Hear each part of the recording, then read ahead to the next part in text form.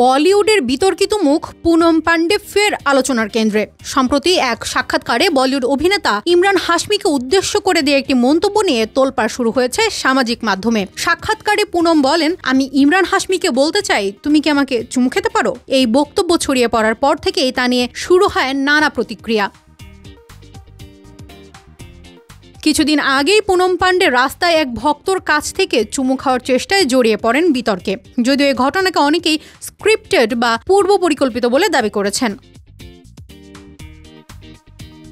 বিতর্ক আর পুনম যেন একে অপরের পরিপূরক। কিছুদিন আগে তার মৃত্যু নিয়ে সামাজিক মাধ্যমে সৃষ্টি হয়েছিল চাঞ্চল্য। পরবর্তীতে জানা যায় সেটি ছিল জরায়ু ক্যান্সার সম্পর্কে জনসচেতনতা বাড়াতে নেওয়া একটি অভিনব প্রচারণা। বিষয়টি মিললেও অনেকে বিষয়টিকে অপ্রাসঙ্গিক ও দৃষ্টিকটু বলে আখ্যা দিয়েছেন। পুনম পান্ডে আধ্যাত্মিকতা ও সমাজ সচেতনতাতেও অংশ নিচ্ছেন। সম্প্রতি তিনি মহাকুম্ভ মেলায় অংশগ্রহণ করেন, যেখানে তিনি আধ্যাত্মিকতা ও বিশ্বাসের গুরুত্ব নিয়ে কথা বলেন। সব মিলিয়ে পুনম পান্ডের ক্যারিয়ার এবং ব্যক্তিগত জীবন যেন এক নাটকীয় উপাখ্যান। কেউ তাকে বলছেন সাহসী স্পষ্টভাষী, আবার কেউ কেউ এইসব ঘটনাকে বলছেন নজর কাড়ার জন্য সাজানো কাণ্ড।